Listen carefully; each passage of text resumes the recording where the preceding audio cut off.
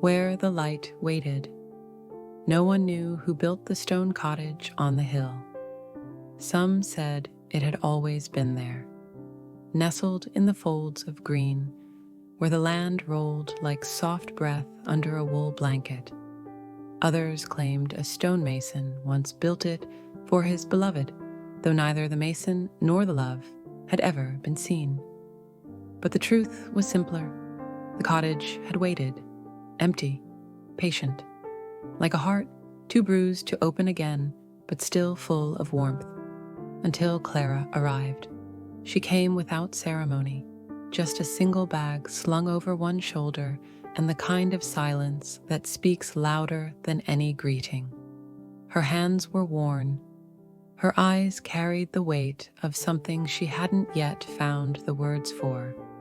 But when she saw the cottage, smoke already curling from the chimney, windows glowing with amber light, she exhaled.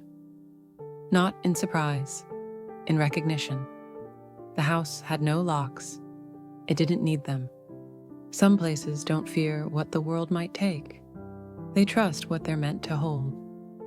Clara spent the first few days doing nothing. No lists, no answers, just tea, walks, and the slow unspooling of time.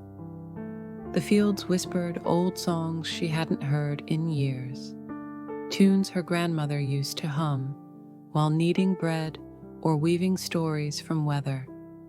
She let her hands get dirty again, pulled weeds from the garden, patched the roof with slate she found stacked behind the tool shed, learned the rhythm of the land. Dew at dawn, bees at midday, the sun bowing low over the hills just before the lamps lit themselves. The cottage never asked questions. It simply gave her space to remember who she was before life got loud, before the promotions and the losses, before the fast goodbyes and the even faster expectations. One evening, just after the sun dipped low and the sky turned the color of ripe peaches, Clara stood outside and whispered aloud for the first time in weeks, "Thank you for waiting." The wind responded with a hush through the grass. The house didn't speak, but somehow it heard. And in that moment, Clara understood. She wasn't here to hide. She was here to begin again.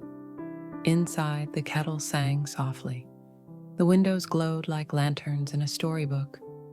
The air smelled of rosemary and old wood.